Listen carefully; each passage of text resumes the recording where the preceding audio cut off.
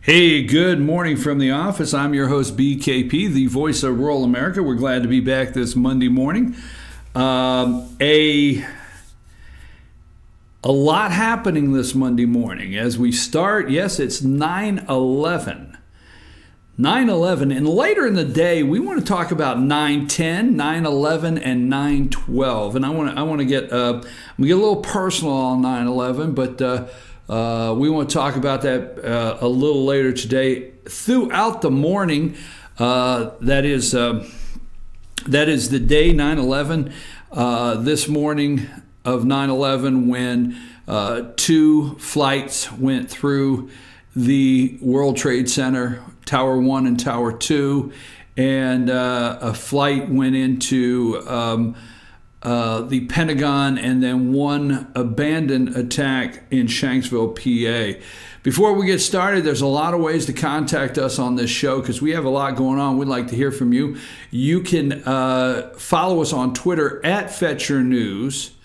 That's at FetchYourNews on Twitter, at FYNTV. I don't want to add this on the screen because the screen is busy, but we're going to talk about that also. Friday night football in all of our sports.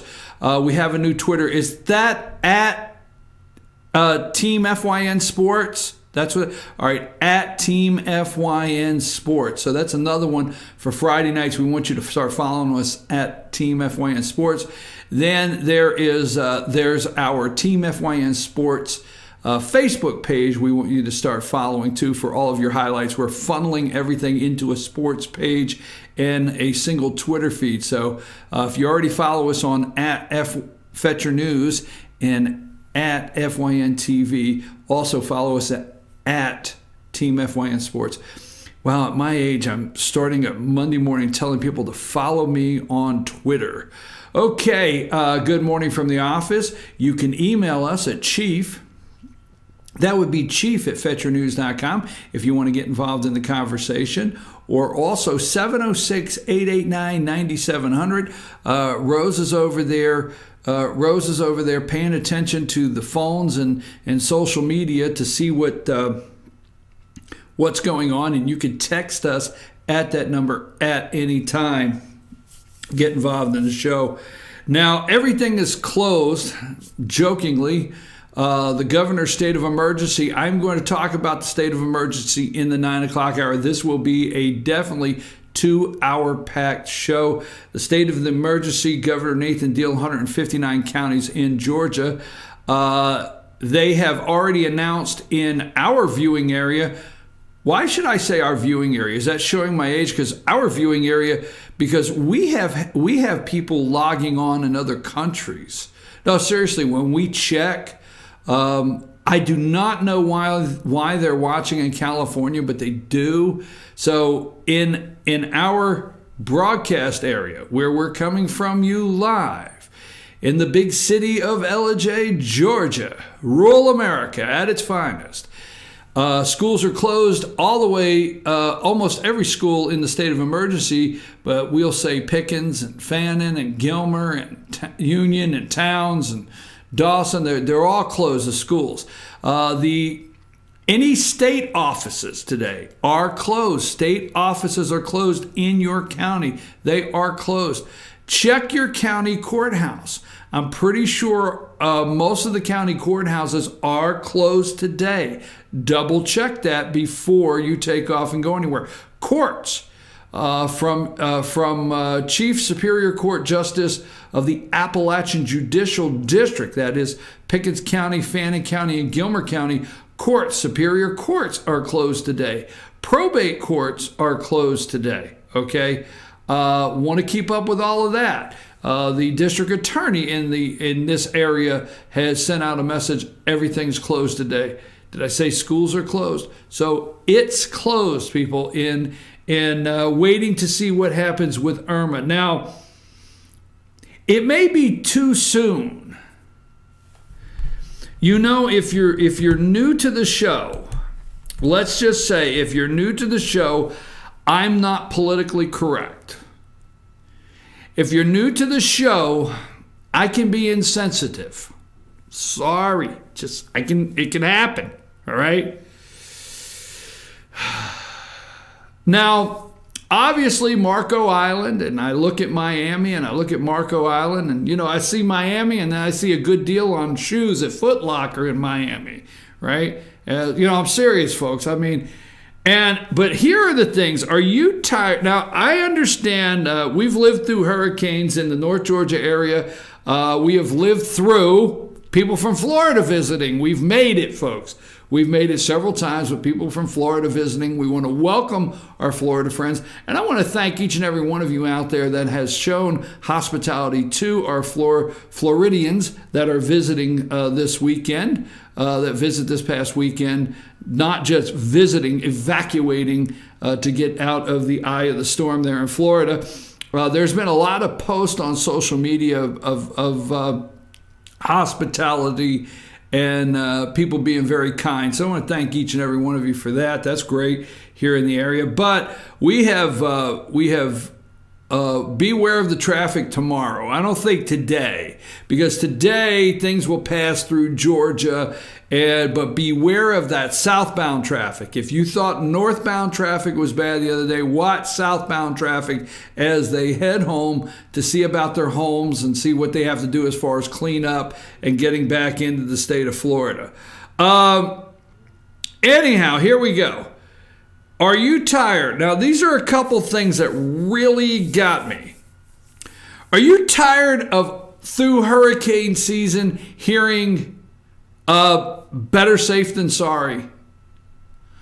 I mean, you know, evacuations, better safe than sorry. State of emergency, better safe than sorry. We don't know why the governor did 159, but better safe than sorry. In Texas, better safe than sorry. Are you tired of hearing better safe than sorry? Because I'm a little bit, I'm not insensitive today, because we're looking in Georgia at high winds. There's going to be very high winds, going to be a lot of rain in these high winds. You do need to be careful, which means it can blow around debris and can be dangerous, you know.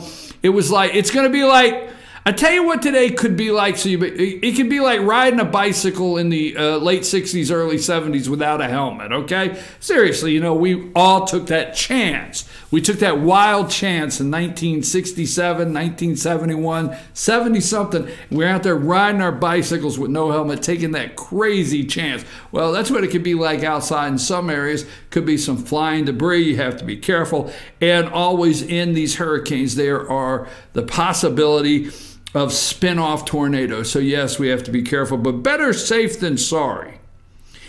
How come we can't have representatives in Washington, D.C., Republican or Democrat, saying we need a southern border wall, better safe than sorry? Why can't we be better safe than sorry on the southern border? Why can't we be better safe than sorry when it comes to our children and the southern border just leaking through, no pun intended this morning, leaking through with the drugs and the cartel? Why can't we be better safe than sorry when we have MS-13 gang members? I mean, I'm just thinking better safe than sorry, okay? And then also, you know, hurricanes don't discriminate. I mean, how many times have you heard over the past 2 weeks, hurricanes don't discriminate?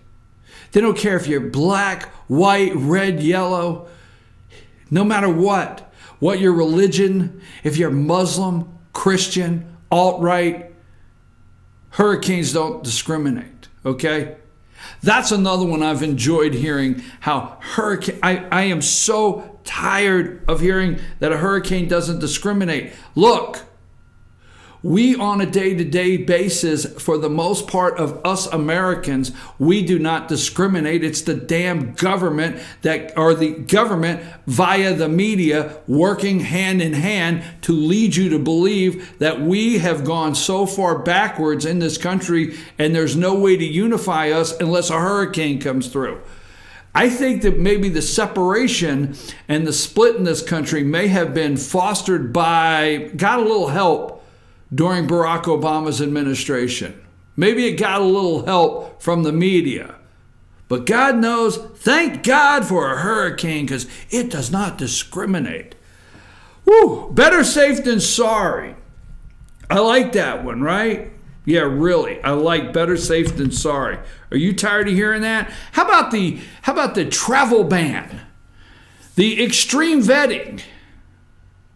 You know, we're on 9/11 and we look this morning and we discuss and some debate the attack on this country.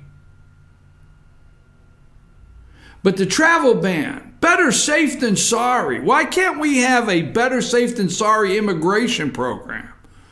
Why can't we have a better safe than sorry work visa program? I just want to know that. I mean, here's one more before I really get wound out this morning. Not wound up. I'm going to wound out. It's going to go out. It's going to go everywhere because we're going everywhere this morning. There's not wind up. Rose, are you paying attention? Okay, Rose is because the governor called and said, tell Rose to pay attention. I mean, state of emergency, Rose. Same with you, Richie. State of emergency. Anyhow.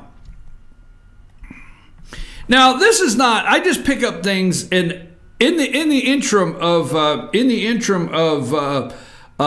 newscasters. Show the guy holding up the wind, the guy in the wind there. Show that up. I mean, how many visuals of this did you see all weekend? Yeah, there's a guy in the wind right there. He's a news, right? How many visuals of that all weekend? And I understand some of us enjoy seeing, and I say enjoy, or want to be informed, seeing the wind blowing and the rain blowing and a boat blowing down the highway and finding out that Florida has alligators. I mean, that's always something that's interesting to find out. And they're actually walking down the street. They left the golf course, all right, because they left the little lagoon areas of the golf course and they're actually walking down the street now. So here's one right here. We watched this all weekend long. So between a newscaster showing you a sign that blew down, a possible boat laying in the middle of the water, and a power line down. This is what happens during storms. Okay, we then go to all of these. Press conferences with this emergency management official and this one from this county and this sheriff and the governor and usually it's the governor. So how about this one when it comes to like the governor of a state? We will spare no expense to save every life we can. All right? We will spare no expense to save every life we can. It's these little one-liners that just catch me, and I think to myself, during a hurricane, we will do anything during these natural disasters, and I understand that, and we will spare no expense. It's your and my expense that they're not sparing. You know, they're not sparing my expense, okay? They're not sparing your expense at any cost, okay? To return the area to what it once was just 2 days ago. We won't spare any expense. We will rebuild. I'm okay with that. But let's just be clear. You won't spare any expense. No, that's me that will not spare any expense. And let's, you know, why don't you come out and say the American people have made a decision they will not spare any expense to return Florida because we love our friends from Florida or Texas or whatever. I'm good with that. All right? But at the same time, it's just the way it goes. Now, they won't spare any expense to save every life. Every single life we can. But yet, we fund Planned Parenthood. Now, I'm not going down. The court has settled abortion. Whether you agree or disagree, whether you're pro-life or pro-choice, the Supreme Court of the United States it's settled law, okay? All right? And until the Supreme Court decides to look at that law again, it's settled in this country. But what is not settled is you not sparing any expense or telling me not to spare any of my expense to save one life. But on the other hand, yet, we fund Planned Parenthood to the tune of X. It's enormous. With my taxpayer money. All right. So I'm about tired of you telling me where the expense for life is actually at and where you will not spare expense and where you will spare expense. I don't know how that sounded. It may have sounded way out there. But I'm going to tell you right now, you know what? If we took some of this money that we don't care to do, it's funny that we don't care to come back. I know I'm using words like funny. I'm trying to be careful so I'm not too insensitive. But it seems interesting. We don't care to come back, and we don't care to make deals, and we don't care to find $15 billion, and we don't care to fund anything necessary when it's better safe than sorry. We don't care to find anything when there's a situation. You know, no disaster should go to waste, right? Even though we're sitting here this morning and we do have a lot of people, several people have lost their lives. We have the Caribbean that's been ripped apart. We do have destruction in Florida. We had major devastation down in Texas. But this is a good disaster that should not go to waste, according to some. So the sensationalizing of everything, and I find it far interesting when we're able to find billions instantaneously for better safe than sorry.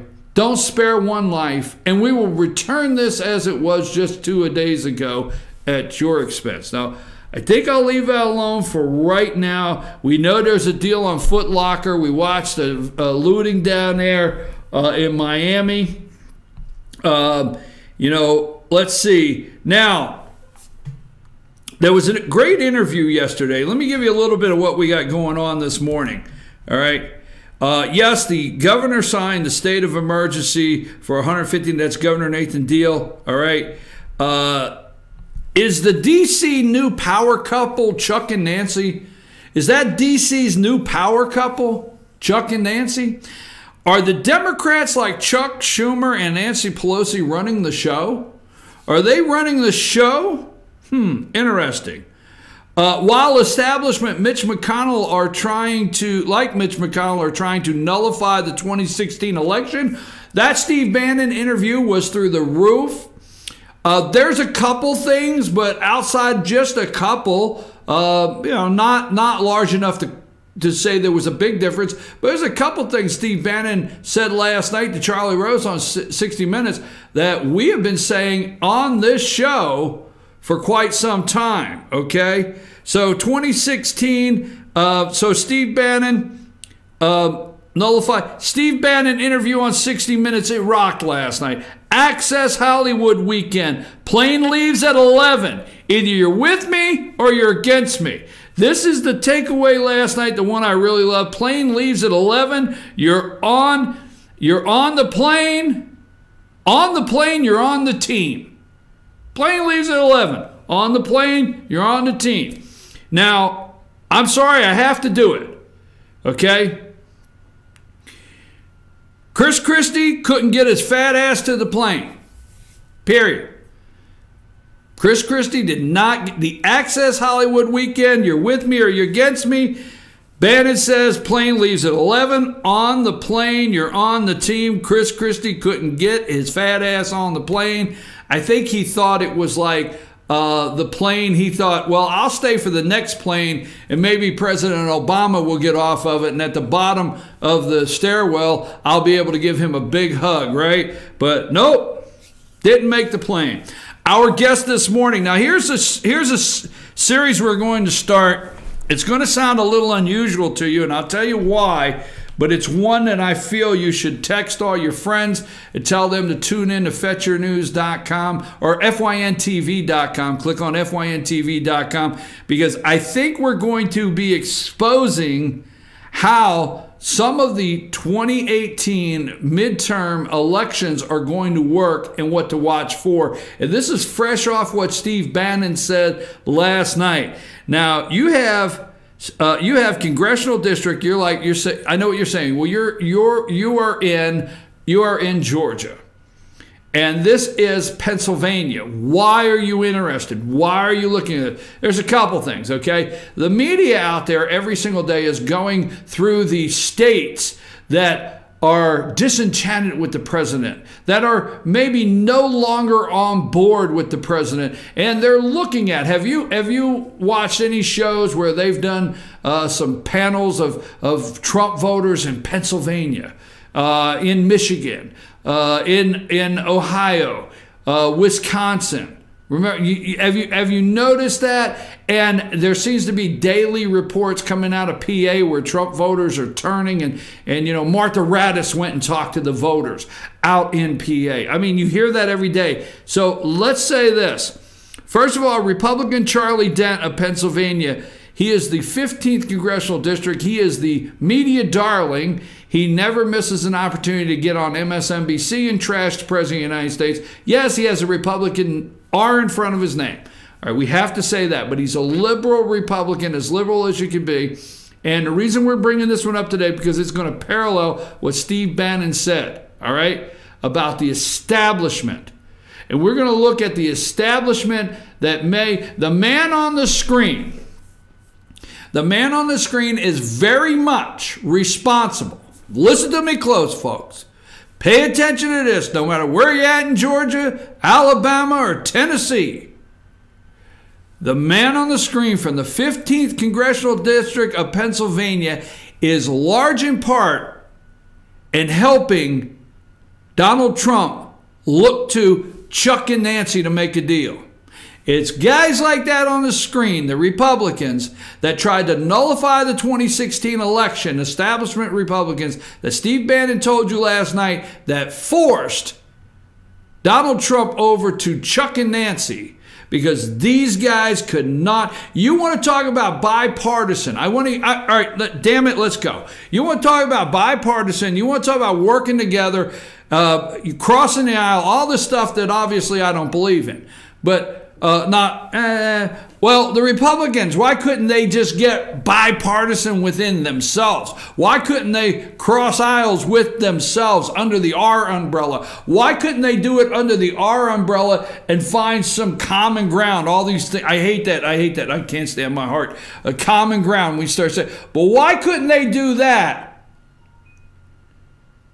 for the President of the United States? Steve Bannon told you last night. This man on the screen, Charlie Dent, representative of the 15th Congressional District there in Pennsylvania, a media darling, MSNBC, CNN, New York Times. I mean, if anybody would talk to him, this guy opposed the president during the election. He did not. He said he would not vote for Donald Trump, right? Remember? That was between Hillary. He had a choice of Hillary or Donald Trump. I will not vote for Donald Trump. Okay, that's number one, Charlie Dent. Number two, refugee resettlement went against the president. Travel ban went against the president. It didn't matter what the president, he voted no in the House side of repealing Obamacare. You name it, he went against the president. So here is what's happening. He knows, there's an old saying, his goose is cooked. You remember that? I don't know. They used to say that. He knows. Okay, so what does he do? He says, I'm not running for an 8th term. 7 terms, 14 years in Congress. He says, I'm not running for an 8th term. We're going to have Pennsylvania Representative Justin Simmons. Simmons is running to replace the liberal Republican who is not seeking his 8th term. But I call it look down in the tall grass. See that snake down there in the tall grass? Don't pick it up. It's an establishment Republican, and it will lie to you, cheat, steal, and bite you, okay? This is our 2018 election preview, how to watch for Republican establishment snake in the grass.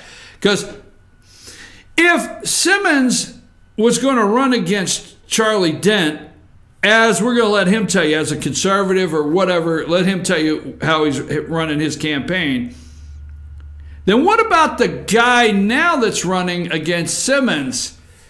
Is he a Charlie Dent establishment hand-picked candidate? I don't know. We're going to find out. But what we're going to do this morning is really expose what could be happening in the 2018 cycle that we're going to pay attention to. We are going to pay attention to the snake in the grass, establishment Republican. Richie, you write that down because I don't want you to forget that. It doesn't matter where it is in the United States of America. It doesn't matter if it's in Pennsylvania, Michigan, if it's in Alabama, no matter where it's at, we are going to pay attention to the Republican establishment, snake in the grass, this election cycle. So Nancy, and they make a deal, okay? We're coming up on our break. We're going to go to break in just 2 minutes. Don't forget, everything is closed up in North Georgia. Now, when Chuck and Nancy, I just want to throw this out here because I would like to put this out on the internet to get a question out there. And I'm just saying, now when Donald Trump, now you got the picture up there, when Donald Trump made a deal with Chuck and Nancy, Chuck Schumer and Nancy Pelosi, is this what the Cruz voters warned us about?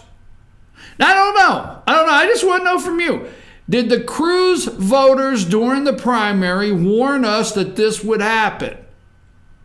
I don't know. I just want to know. Did they? Is this part of what the warning was? I'm going to tell you something. China.